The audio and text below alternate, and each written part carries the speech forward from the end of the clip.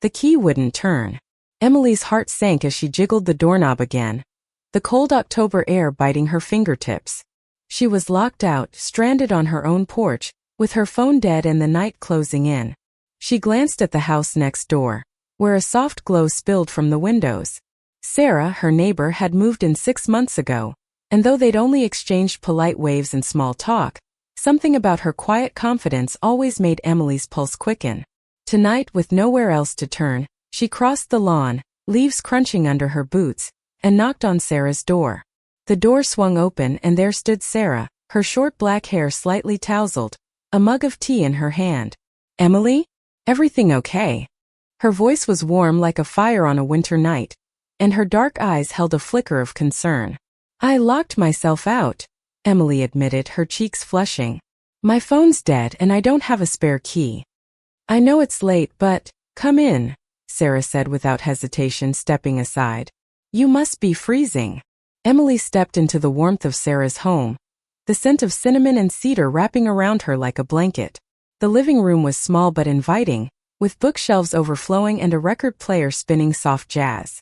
Sarah gestured to the couch and Emily sank into it, suddenly aware of how close they were in this intimate space.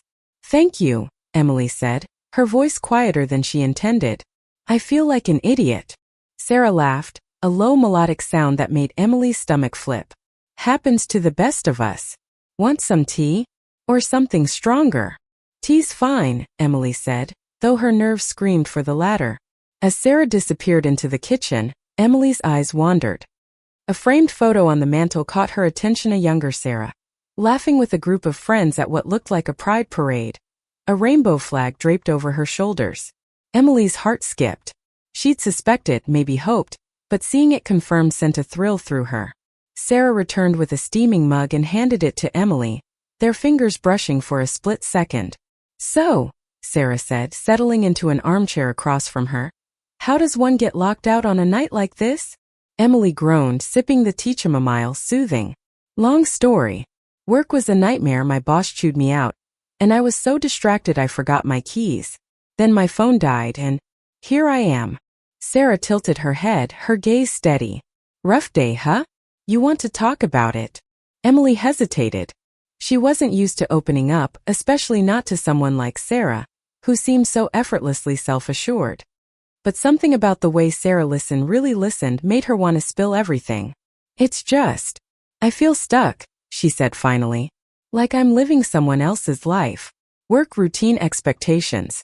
I don't even know what I want anymore." Sarah nodded, her expression softening. "I get that. I used to feel the same way, back when I was trying to be someone I wasn't." Emily's curiosity piqued. "What changed?" Sarah leaned back, her eyes distant. "I stopped pretending. I came out, left a job that drained me, and moved here to start over. It wasn't easy, but it was worth it." Emily's breath caught. She'd always admired Sarah's quiet strength, but hearing her story felt like a door creaking open in her own heart. "That's brave," she said softly. "I don't know if I could do that." "You could," Sarah said, her voice firm but kind. "You just haven't found your reason yet." The words hung in the air, heavy with possibility. Emily wanted to ask more, to dig deeper, but her thoughts were interrupted by a loud crash from outside. Both women froze. "What was that?" Emily whispered, her heart racing. Sarah stood, her jaw tight. "Stay here. I'll check." Emily grabbed her arm instinctively. "No, I'm coming with you." Sarah met her gaze, a spark of something amusement, admiration flashing in her eyes. "All right, but stay close." They stepped outside, the cold air sharp against Emily's skin. The street was quiet, save for the rustling leaves. Sarah scanned the darkness, her posture tense. Then they saw Ida Raccoon, rummaging through a tipped-over trash can across the street. Emily let out a shaky laugh, her hand still on Sarah's arm. "False alarm," Sarah said, grinning. But neither of them moved. Emily's hand lingered, and Sarah didn't pull away. For a moment, under the glow of the streetlight, the world felt impossibly small, just the two of them, the night, and a feeling Emily couldn't name. Back inside, Sarah offered to call a locksmith, but Emily hesitated. "It's late. They'll charge a fortune." I can wait till morning, right?" Sarah raised an eyebrow. You're not sleeping on your porch. You can crash here. I've got a spare room. Emily's heart thudded. Are you sure? I don't want to impose. You're not, Sarah said, her voice soft but certain. Besides, I could use the company. As Sarah led her upstairs, Emily's mind raced. This night, this moment felt like a turning point. She didn't know what lay ahead, but for the first time in a long time, she felt alive. The spare room was small but cozy, with a quilted bedspread and a window overlooking the moonlit backyard. Emily sat on the edge of the bed, her hands fidgeting as Sarah handed her a pair of soft pajamas. These should fit, Sarah said, her smile easy but her eyes searching. Bathroom's down the hall. Make yourself at home. Emily nodded, clutching the clothes like a lifeline. Thanks, Sarah. Really? Sarah lingered in the doorway, her silhouette framed by the hallway light. Sleep well, Emily. Her voice was soft, almost tender, and it sent a shiver down Emily's spine. As the door clicked shut, Emily exhaled, her thoughts a whirlwind. She changed into the pajamas, the fabric smelling faintly of lavender, and slipped under the covers. But sleep didn't come. Her mind kept replaying Sarah's words, her touch, the way her eyes seemed to see right through her. Downstairs, the faint hum of the record player drifted up, a slow, soulful melody that made Emily's chest ache. She imagined Sarah sitting alone, maybe thinking about her too. The thought was thrilling and terrifying. Emily had never let herself explore these feelings before, feelings she'd buried under years of shoulds and supposed tos. Growing up in a small Ohio town, she'd learned to keep her head down, to blend in. But here in Sarah's house, those rules felt irrelevant. Unable to sleep, Emily crept downstairs. The living room was dim, lit only by a single lamp. Sarah sat on the couch, a book in her lap, her legs tucked under her. She looked up, startled but not displeased. Couldn't sleep. Emily shook her head, suddenly self-conscious in the oversized pajamas. Mind if I join you? Sarah patted the couch beside her. Not at all. They sat in companionable silence for a moment, the jazz record filling the space between them. Emily's eyes fell on the book in Sarah's hands, a worn copy of The Price of Salt. Good book? She asked, her voice barely above a whisper. Sarah's lips curved into a knowing smile. It's a classic. Ever read it? No, Emily admitted. But I've heard of it. It's about two women, right? Sarah nodded, her gaze steady. It's about love, and the courage it takes to choose it, even when the world tells you not to. Emily's throat tightened. She wanted to ask if that was Sarah's story too, but the words stuck. Instead, she said, sounds intense. It is, Sarah said, setting the book down. But it's also beautiful. Love usually is, even when it's messy. Their eyes met, and the air seemed to hum with unspoken words. Emily's heart pounded, her palms sweaty. She wanted to say something, anything, to bridge the gap between them. But before she could, Sarah stood, stretching. Want some hot chocolate? It's my go-to for sleepless nights. Emily smiled, grateful for the shift. Sure. In the kitchen, they moved around each other with an ease that felt oddly natural. Sarah heated milk on the stove, stirring in cocoa powder, while Emily leaned against the counter, watching her. You're good at this, Emily said. Making people feel safe. Sarah glanced over her shoulder, her expression unreadable. I try. Everyone needs a safe place sometimes. The words hit Emily harder than she expected.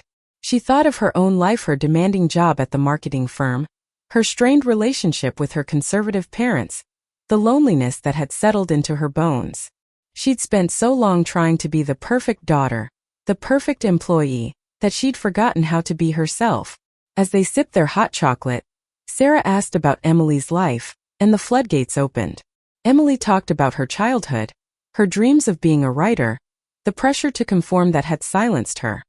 Sarah listened, her presence steady and grounding, and when Emily's voice broke, Sarah reached across the table, her hand covering Emily's. You're not alone in feeling like that, Sarah said softly. And you don't have to figure it all out tonight. Emily looked at their joined hands, her heart racing. She wanted to pull away, to retreat to safety, but she didn't. Instead, she squeezed Sarah's hand, a silent acknowledgement of the connection blooming between them. The next morning, sunlight streamed through the kitchen window as they ate breakfast pancakes Sarah whipped up with surprising skill.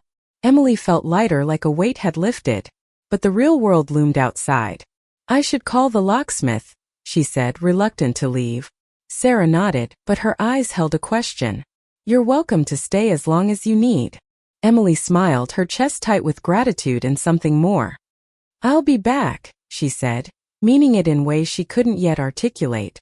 As she stepped outside to make the call, her phone now charged, she glanced back at Sarah's house.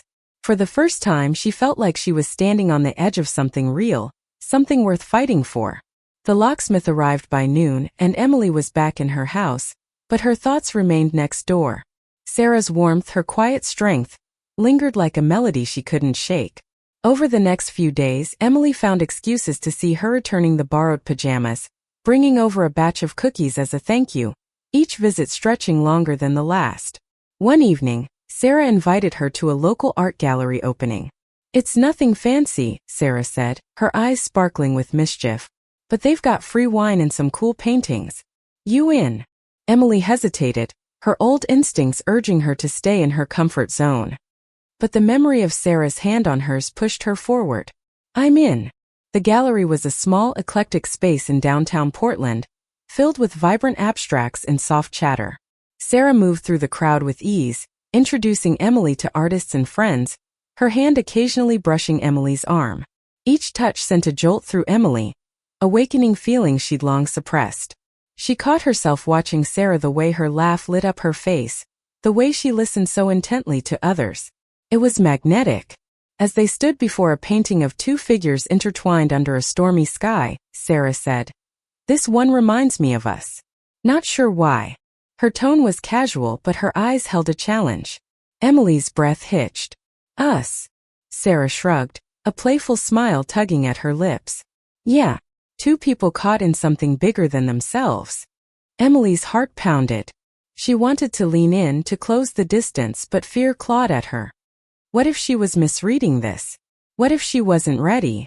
Instead, she said, "It's beautiful." Sarah's smile softened, as if she understood. "Yeah, it is."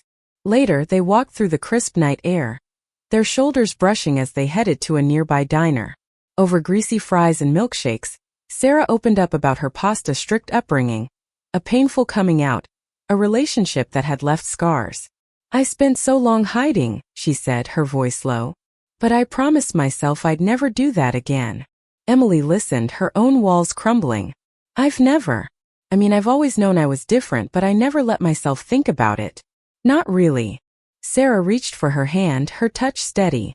"You don't have to have all the answers now. Just don't run from it." Emily didn't pull away. She let Sarah's warmth anchor her, let the possibility of something more settle into her bones.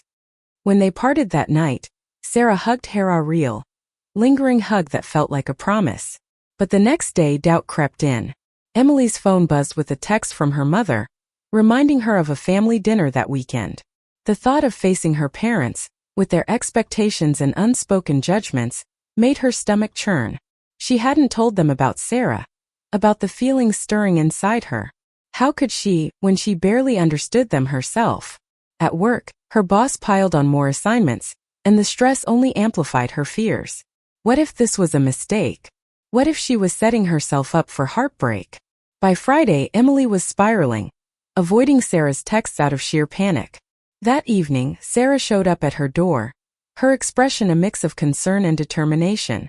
"You've been quiet," she said, leaning against the doorframe. "Everything okay?" Emily's throat tightened. "I'm just overwhelmed. Work, family, everything." Sarah stepped closer, her voice gentle but firm. "And me? Am I part of that everything?" Emily's eyes stung. She wanted to lie, to push Sarah away, but the truth spilled out. "I'm scared, Sarah. I've never done this before. I don't know how to be this version of myself." Sarah's gaze softened. "You don't have to do it alone. I'm here. But you have to let me in." Emily's resolve wavered. She stepped forward, closing the distance, and kissed Sarah. It was tentative at first, then urgent, like a dam breaking. Sarah kissed her back, her hand steady on Emily's waist, and for a moment, the world was just them, raw, real, and undeniable. When they pulled apart, Emily was trembling, but not from fear. "I don't know what I'm doing," she whispered. Sarah smiled, brushing a strand of hair from Emily's face. That's okay. We'll figure it out together. The kiss changed everything. Emily woke the next morning with Sarah's scent cedar and lavender still clinging to her thoughts. They spent the weekend together, stealing moments between coffee runs and long walks through the park, each touch and glance building something fragile but fierce. But the family dinner loomed like a storm cloud. Emily's parents lived an hour away, in a pristine suburb where appearances mattered more than truth. She hadn't come out to them, hadn't even admitted to herself what she was feeling until Sarah. As she drove to their house, her stomach knotted with dread. The dinner was as stiff as she'd feared. Her mother prattled about church events and her father grilled her about her job, their questions laced with expectations she'd never quite met. When her mother asked, "Are you seeing anyone?" Emily froze, her fork hovering over her plate. "No," she lied, the word bitter on her tongue. "Just focusing on work." Her mother nodded, satisfied, but her father's eyes narrowed. "You're not getting any younger, Emily. You need to settle down." The word stung, but Emily swallowed her response, her thoughts drifting to Sarah. She imagined bringing her here, introducing her as, what? Her girlfriend? The word felt foreign but exhilarating. By the time she left, her resolve was fraying, but Sarah's text a simple, "You got this," with a heart emoji kept her grounded. Back home, Sarah was waiting on her porch, a takeout bag in hand. "Thought you might need some comfort food," she said, holding up Chinese takeout. Emily laughed, the tension easing. They ate on the couch, their knees touching, and Emily recounted the dinner, her voice shaking as she admitted her lie. "I couldn't tell them," she said. "I wanted to, but I'm not ready." Sarah set down her chopsticks, her expression serious. "You don't have to be ready yet. But you can't keep hiding forever. It'll eat you alive." Emily knew she was right, but the fear was still there, sharp and relentless. Over the next few weeks, their relationship deepened. Late-night talks, shared playlists, stolen kisses in the rain. Sarah was patient, but Emily sensed her longing for more. For a commitment Emily wasn't sure she could give. Then came the bombshell. Sarah got a job offer in Seattle, a dream role at a nonprofit she'd admired for years. "It's a big step," she told Emily one night, her voice hesitant. "But I'd stay if there's something worth staying for." Emily's heart stopped. The idea of losing Sarah was unbearable, but the thought of coming out, of facing her family and the world, paralyzed her. "I need time," she said, her voice barely audible. Sarah nodded, but her eyes were shadowed. "I can't wait forever, Em." The next day, Emily's world tilted further. Her boss called her into a meeting, hinting at a promotion but only if she relocated to Chicago. The offer was everything she worked for, a chance to prove herself. But it meant leaving Sarah, leaving this fragile new life she was building. Torn between her career and her heart, Emily withdrew. She stopped answering Sarah's texts, avoided her knocks on the door. The silence was suffocating, but she couldn't face the choice. One night, unable to sleep, she found herself at Sarah's doorstep, her hands trembling as she knocked. Sarah opened the door, her expression a mix of hurt and hope. "You can't keep running," she said. "Talk to me." Emily's eyes filled with tears. "I'm terrified, Sarah. Of losing you, of losing myself. I don't know how to do this." Sarah pulled her inside, her arms steady around Emily. "You don't have to do it alone. But you have to choose." Emily clung to her, the weight of her fear crashing against the pull of her love. She knew what she wanted, Sarah, this life, this truth, but the cost felt impossibly high. Emily stood at the edge of her decision, the weight of it pressing against her chest. She spent the next few days in a fog, wrestling with her choices: Chicago, Seattle, or staying put, each path pulling her in a different direction. But at the heart of it was Sarah, the one constant in her storm. One evening, Emily found a note slipped under her door, in Sarah's neat handwriting. "Meet me at the park 7 p.m. No pressure, just us." Emily's heart ached. She knew this was the moment she'd either step forward or lose Sarah forever. The park was bathed in twilight, the air crisp with the scent of fallen leaves. Sarah sat on a bench by the lake, her leather jacket pulled tight against the chill. Emily approached, her pulse racing. "You came," Sarah said, her voice soft but hopeful. "I had to," Emily said, sitting beside her. I can't keep running. Sarah turned to her, her eyes searching. So what do you want, Em? Really? Emily took a deep breath, the words she'd held back for so long spilling out. You. I want you. I want us. But I'm scared off my family, of work, of what it means to live this truth. I've spent my whole life trying to be what everyone else wanted. But with you, I feel like I can be me. Sarah's face softened, but her voice was steady. It's not going to be easy. There'll be hard days, people who won't understand. But I'll be here every step if you're in. Emily's eyes filled with tears. She thought of her parents, their disapproval looming like a shadow. She thought of the promotion, the safe, predictable path. And then she thought of Sarah, the way her laugh lit up a room, the way her touch felt like home. For the first time, the choice was clear. I'm in, Emily said, her voice trembling but sure. She reached for Sarah's hand, their fingers intertwining. I'm not taking the job in Chicago. I want to build something here with you. Sarah's smile was radiant, but she hesitated. What about Seattle? I haven't decided yet. Then we'll figure it out together, Emily said. If you go, I'll go. If you stay, I stay. I just know I don't want to lose you. Sarah leaned in, their foreheads touching, and kissed her softly. It was a promise, a beginning. You won't, she whispered. The next week was a whirlwind. Emily called her boss and turned down the promotion, citing personal reasons. It stung, but the relief was immediate. She started writing again, pouring her heart into stories she'd never dared to tell. And she began the slow, painful process of coming out to her family. Her parents' reaction was as bad as she'd feared: silence, then clipped words about disappointment and phases. But Sarah was there, holding her hand through the tears, reminding her that their love was worth it. Emily's mother called a week later, her voice softer, asking to meet Sarah. It wasn't acceptance, not yet, but it was a start. Months later, Emily and Sarah stood in their new apartment, boxes scattered around them. They decided to stay in Portland, Sarah turning down Seattle to build a life together. The space was small, imperfect, but it was theirs. As they unpacked, Emily found the copy of The Price of Salt Sarah had been reading that first night. Still a favorite? Emily asked, holding it up. Sarah grinned, wrapping her arms around Emily from behind. Always. But our story's better. Emily laughed, leaning into her. They'd faced fear, doubt, and the weight of the world's expectations, but they'd chosen each other. And in that choice, Emily found freedom, not just to love, but to live as her truest self. As they stood together, watching the sunset through their new window, Emily knew this was only the beginning. Love wasn't the end of the story. It was the courage to keep writing it, day after day, hand in hand. Thank you for listening. Like and subscribe to get notifications about next videos.